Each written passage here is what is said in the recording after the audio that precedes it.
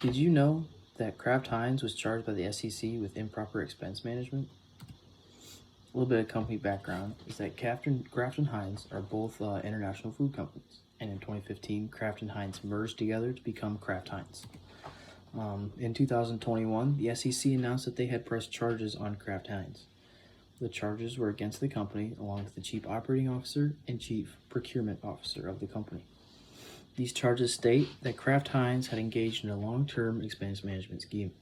This scheme resulted in the restatement of several years' worth of financial reporting.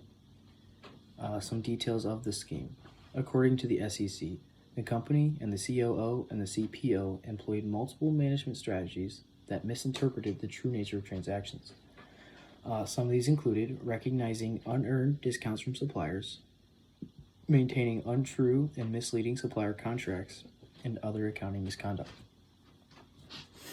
Some more details. The company made strategies to use the merger to eliminate redundancies, reduce operational costs, and achieve cost savings, especially in the procurement division. Initially, the company was able to meet its goal through the synergies from the merger, but soon these synergies were exhausted and the costs actually began to increase. In order to achieve the cost-saving goals, despite the lack of these synergies, the COO and CPO approved overly ambitious annual budgets and division-level savings targets. Now, in order to reach these targets, the procurement division pushed its employees to come up with ideas to create additional same-year savings. Some of the ideas that their employees came up with and they put into effect were what they call pre-bate transactions. Now, this is when they made contract extensions and such in exchange for savings, discounts, and credits by suppliers, which they call prebates, while mischaracterizing the savings, claiming that they were rebates for past purchases. Another idea that they included and put into effect were price phasing transactions. Suppliers agreed to reduce their prices during a certain period of time in exchange for an increase in price in the future. This would then, in their financial reporting, show that their costs were lower for this current period, but then those costs would be made up in the future with higher costs.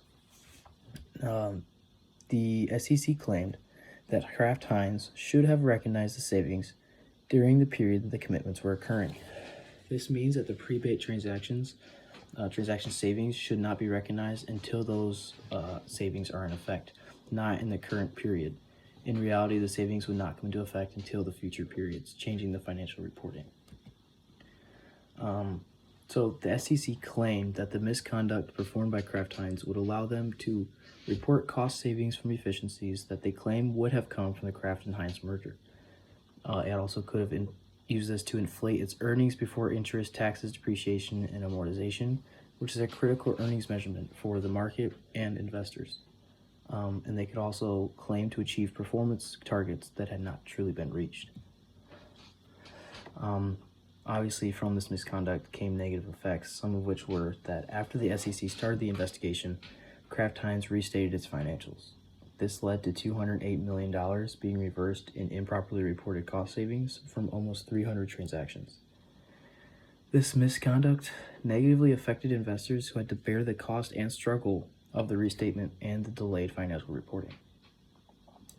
Kraft Heinz and its former executives were then held accountable and agreed to pay $62 million as a civil penalty.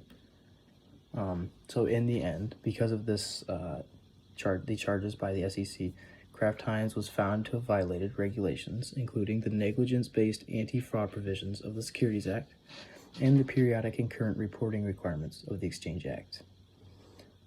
So hopefully you learned something from this. I had not known about this charge from the SEC towards Kraft Heinz, and it was definitely good to learn about how management strategies, financial reporting strategies, and such can be used to falsely interpret data and numbers for a company, and how that affects people outside the company as well.